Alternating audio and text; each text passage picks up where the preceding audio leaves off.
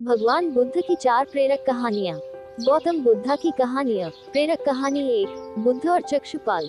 एक बार भगवान बुद्ध जेतवन विहार में रह रहे थे। भिक्षु चक्षुपाल भगवान से मिलने के लिए आए थे। उनके आगमन के साथ उनकी दिनचर्या, व्यवहार और गुणों की चर्चा भी हुई। भिक्षु चक्षुपाल अंधे थे। एक दिन विहार के कुछ भिक्षुओं ने कुछ मरे हुए कीड़ों को चक्षुपाल की कुटी के बाहर पाया और उन्होंने चक्षुपाल की निंदा करनी शुरू कर दी कि उन्होंने इन जीवित प्राणियों की हत्या की। भगवान बुद्ध ने निंदा कर रहे उन भिक्षुओं को बुलाया और पूछा कि क्या तुमने भिक्षु को कीड़े मारते हुए देखा है? उन्होंने उत्तर दिया नहीं। इस पर भगवान बुद्ध ने उन साधकों से कहा कि जैसे तुमने उन्हें कीड़ों को मारते हुए नहीं देखा, वैसे ही चक्षुपाल ने भी उन्हें मरते हुए नहीं देखा और उन्होंने कीड़ों को जानबूझकर नहीं मारा है, इसलिए उनकी भर्त्सना करना उचित नहीं है। भिक्षुओं ने इसके बाद पूछा कि चक्षुपाल अंधे क्यों हैं? उन्होंने इस जन्म में अथवा पिछले जन्म में क्या पाप किए? भगवान बुद्ध ने चक्षुपाल के बारे में कहा कि वे पूर्व जन्म में एक चिकित्सक थे। एक अंधी स्त्री ने उनसे वादा किया था कि यदि वे उसकी आंखें ठीक कर देंगे तो वह और उसका परिवार उनके दास बन जाएंगे।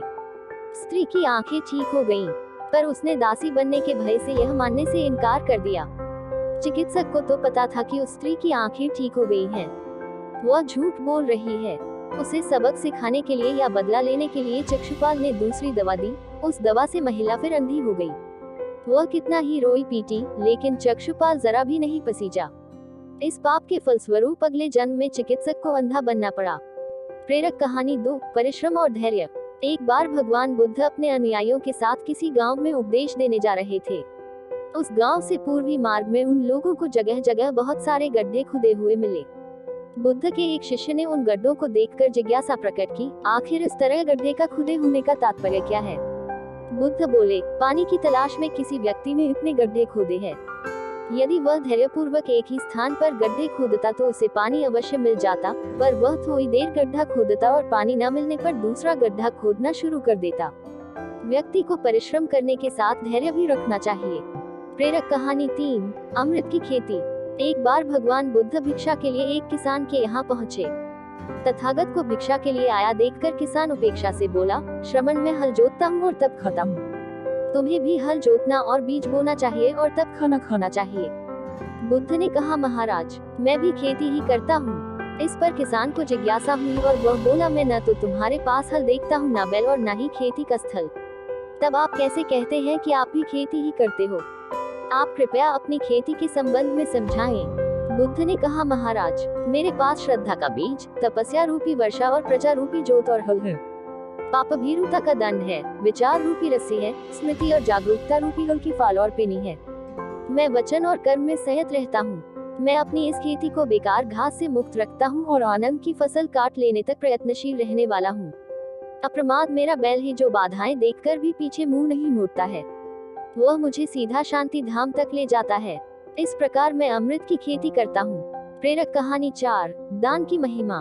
भगवान बुद्ध का जब पाटलिपुत्र में शुभागमन हुआ तो हर व्यक्ति अपनी अपनी सांपत्तिक स्थिति के अनुसार उन्हें उपहार देने की योजना बनाने लगा।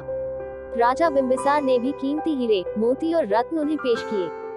बुद्धदेव ने सबको एक हाथ से सहर्ष स्वीकार किया। इसके बाद मंत्रियों, सेठों, साहूकारों ने अपने अपने उपहार उन्हें अर्पित किए और बुद्धदेव ने उन सबको एक हाथ से स्वीकार कर लिया। इतने में एक बुढ़िया लाठी टेकते वहां आई। बुद्धदेव को प्रणाम कर वह बोली, जिस समय आपके आने का समाचार मुझे मिला उस समय मैं यह अनार खा रही थी। मेरे पास कोई दूसरी चीज न होने के कारण मैं इस अतखाए फल को ही ले आई हूँ। यदि आप मेरी इस तुच्छ भेंट स्वीकार करें तो मैं अहोभाग्य समझूंगी। भगवान बुद्ध ने दोनों हाथ सामने कर वह फल ग्रहण किया। राजा बिंबिसार ने जब यह देखा तो उन्होंने बुद्धदेव से कहा, क्षमा करें, एक प्रश्न पूछना चाहता हूँ। हम सब ने आपको कीमती और बड़े बड़े उपहार दिए जिन्हें आपने एक हाथ से ग्रहण किया, लेकिन इस बुढ़िया द्वारा दिए गए छोटे एवं झूठे फल को आपने दोनों हाथों से ग्रहण किया, ऐसा क्यों? यह सुन बुद्धदेव मुस्कुराए और बोले, आप सबने अवश्य बहुमूल्य उपहार दिए हैं, किंतु यह सब आपकी संपत्ति का 10वां हिस्सा भी नहीं है। आपने यह दान दीनों और गरीबों की भलाई के लिए नहीं किया है, इसलिए आपका यह दान सात्विक दान की श्रेणी में नहीं आ सकता। इसके विपरीत इस बुढ़िया ने अपने मुंह का कौर ही मुझे दे डाला है। भले ही यह बुढ़िया निर्धन है, लेकिन इसे संपत्ति की कोई लालसा नहीं है। यही कारण है कि इसका दान मैंने खुले हृदय से, दोनों हाथों से स्वीकार किया है।